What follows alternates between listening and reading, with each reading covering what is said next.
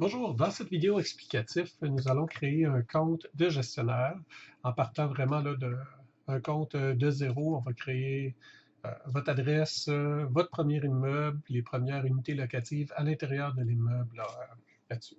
Pour commencer, on se connecte sur la page d'accueil Blue Visit, où est-ce qu'on voit ceci. On va se créer un compte qui est en haut. On tape le nom, le prénom. On tape votre adresse de courriel.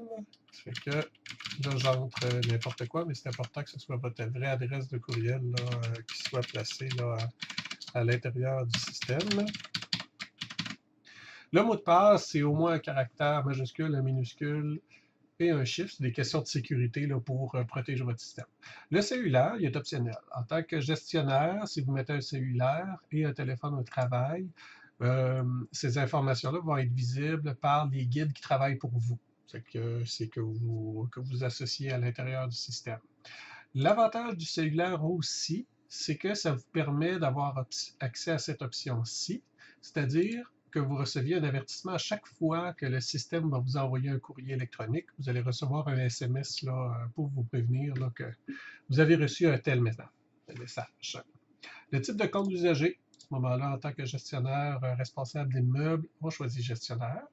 Est-ce que vous désirez que votre compte soit visible des autres usagers de CiblVisite? Par défaut, c'est non. Mais l'avantage qu'il soit visible, c'est que ça permet à des guides de proposer leur service là, à vous directement en le montrant votre nom là, dans la liste des gestionnaires. S'il n'est pas visible, c'est correct. Les gens sont capables de vous rejoindre, mais seulement s'ils connaissent précisément déjà votre adresse de courrier électronique là, pour vous identifier. Les autres informations, ici, on parle du champ d'adresse. Vous tapez euh, le numéro de rue, le nom, puis la ville, puis ça va remplir les champs automatiquement.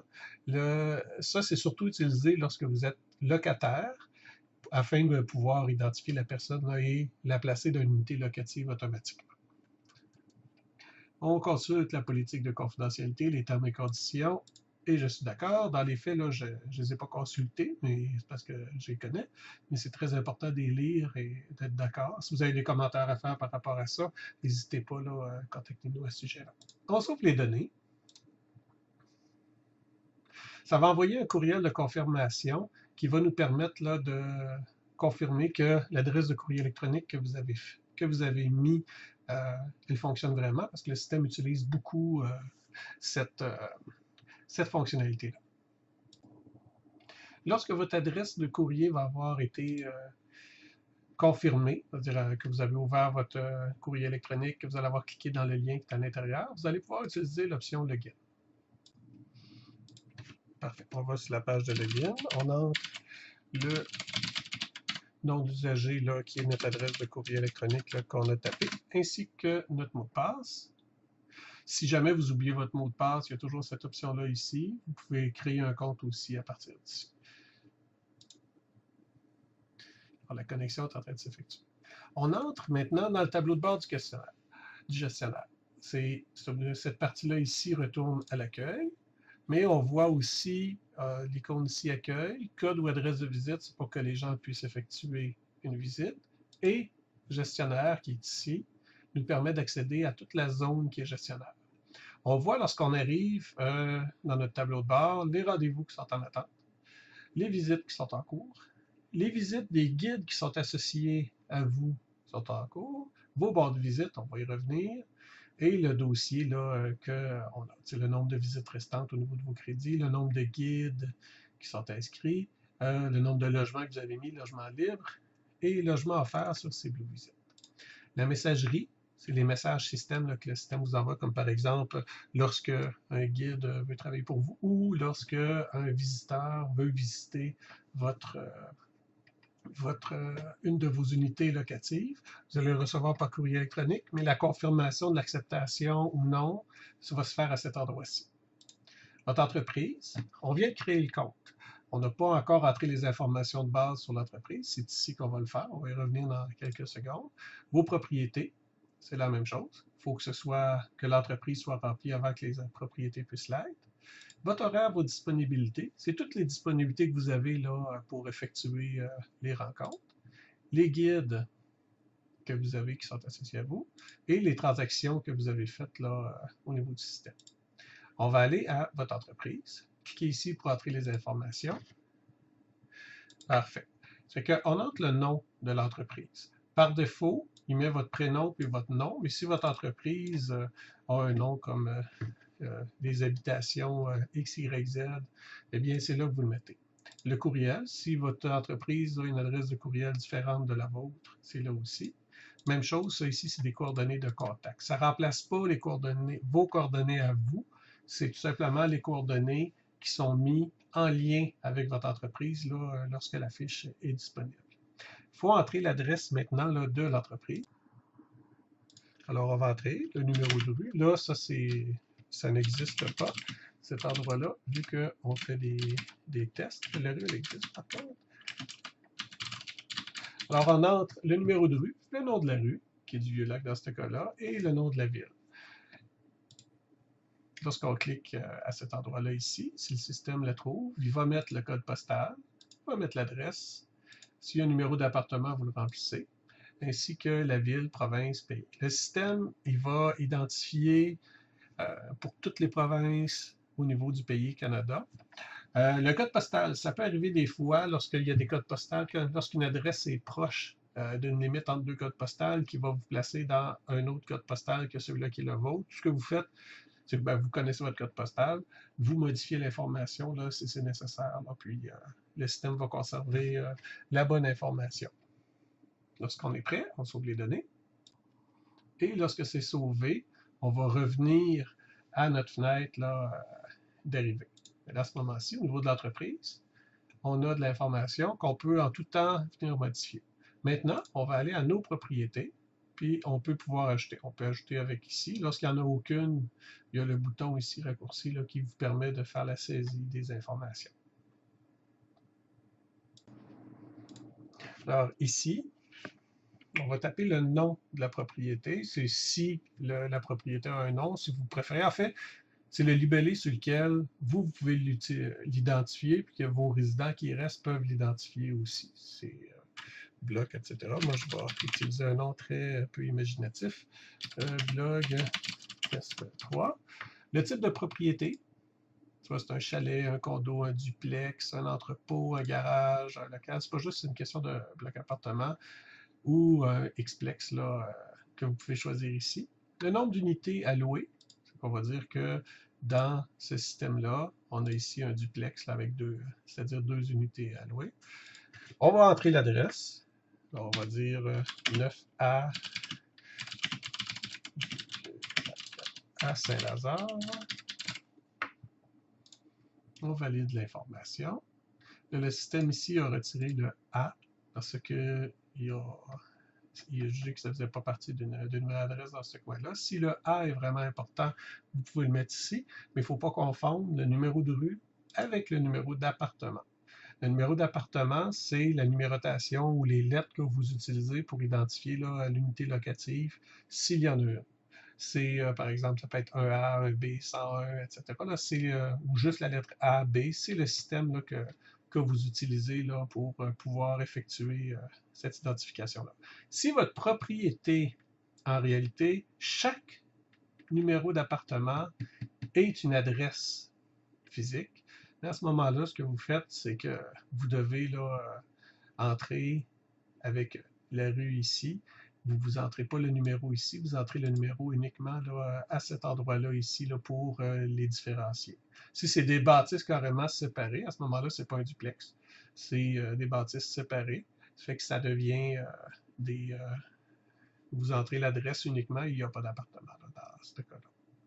Alors, on a un duplex, et on va dire que on a un numéro de logement, un A, code postal, on sauve les données, et on va aller remplir les unités locatives. Par défaut, le système, on en a choisi 2, il en présente 2 déjà. Ça fait que, avec les informations qui sont ici. En bas, allez à l'étape de remplir les détails sur chaque unité. On clique ici. Et on se ramasse là, dans la section là, de gestion des unités. On voit ici nos deux unités locatives lorsqu'on clique sur la partie unité locative. Où est-ce qu'on voit que sur cette unité-là, il n'y a pas de guide, il n'y a pas de résident, et il n'y a pas de prochains résidents qui sont associés. On va pouvoir changer toutes ces informations-là à l'intérieur. Alors, on y va avec le bouton modifier. Dans la première unité, c'est là qu'on va dire que c'est l'unité 1A. On va dire que c'est un 4 pièces et demie avec une chambre. Est-ce qu'on veut le voir sur ses Blue Visit? Ça, il va être disponible à ce moment-là sur ses Blue Visit. C'est oui ou c'est non. On va dire oui dans ce moment-ci. Est-ce qu'il est libre présentement? C'est oui ou c'est non aussi. Il peut être occupé et affiché sur ses Blue Visit. Ça, c'est quand il y a un bail qui va arriver à expiration bientôt. Mais dans ce cas-ci, dans l'exemple qu'on va faire, on va le mettre là. Date que l'unité se libère, c'est connu. Le coût, fait que, disons, là, j'en ai des chiffres au hasard. Le coût à la prochaine location, disons qu'il y a eu une augmentation de 10 $. Le type de bail mensuel, donc le coût qui est ici est associé au type de bail. Ça peut être trimestriel, biannuel, 12 mois, etc.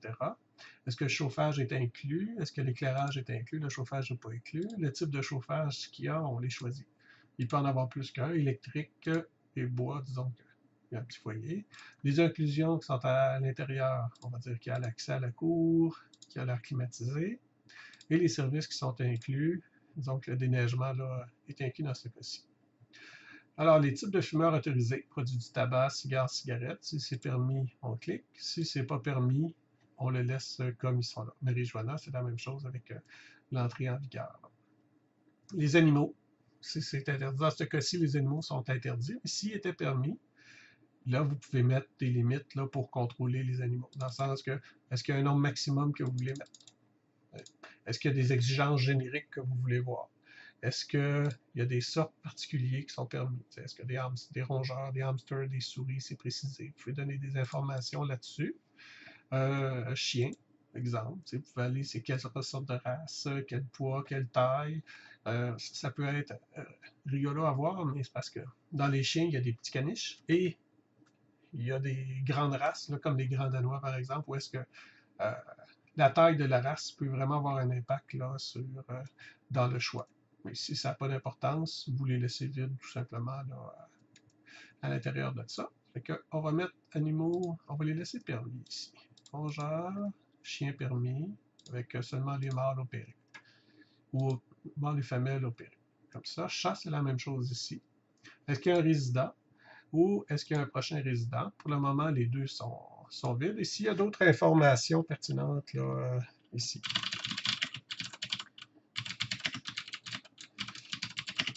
Ces informations sont visibles par les gens qui louent. Donc, si vous avez des commentaires à mettre qui vont plus loin là, que les informations qui sont là-dessus, c'est à cet endroit ici que vous le mettez. On sauve les données lorsque c'est prêt. Et lorsque c'est sauvé, on revient ici.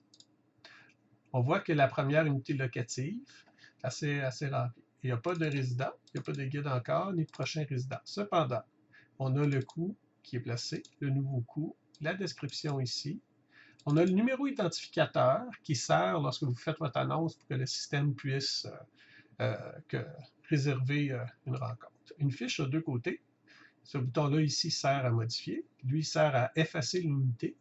Et tandis qu'ici sert à vous montrer les autres informations qui sont sur la fiche. Donc, on voit les autorisations, les interdictions, les autres informations et le code QR. C'est si vous êtes intéressé, vous pouvez le sauver, ça va sauver l'image, puis vous pouvez afficher ça et les gens avec leur téléphone intelligent, lorsqu'ils vont le scanner, ça va aller directement dans la page là, pour effectuer une réservation là, de l'appartement. Alors, on va aller remplir la deuxième. Par défaut, plusieurs des informations vont être similaires à la première pour accélérer le remplissage. Je vous propose déjà 4 pièces et demie. Le coût, évidemment, ça change vraiment d'un appartement à l'autre. Type de bail, chauffé, chauffage électrique. Lui, il n'y a pas de foyer. Accès à la cour. Et il y a le déneigement aussi. On ne permet pas ça. Dans son cas, on ne va pas permettre les animaux, sauf que par défaut, il va vous proposer les mêmes choix que vous avez fait sur le premier au niveau des interdictions et des caractéristiques. Et les autres informations que vous pouvez mettre à cet endroit ici. On sauve les données. Et à ce moment-là, vous avez vos unités locatives. Les informations générales, c'est un module qui va arriver bientôt, ainsi que le contact d'entretien. Ça va être pour mettre des informations spécifiques disponibles aux locataires qui sont inscrits. Par conséquent, ça peut leur donner les numéros de téléphone appelés en cas de dégâts d'eau ou certains événements qui peuvent survenir. Là, ce sont des nouveaux modules qui arrivent. Alors, au niveau de la création, par conséquent, votre entreprise, vous avez ajouté l'information. On a maintenant 2 propriétés, avec une qui est sur CBlueVisit, une qui est libre, 2 unités totales, avec l'adresse du bloc de façon générale, vos horaires et disponibilités maintenant. Si vous voulez en ajouter, vous pouvez soit cliquer sur des plages individuellement, auquel cas vous allez voir, ils vont se transformer en vert pour dire qu'il s'agit des plages que vous voulez.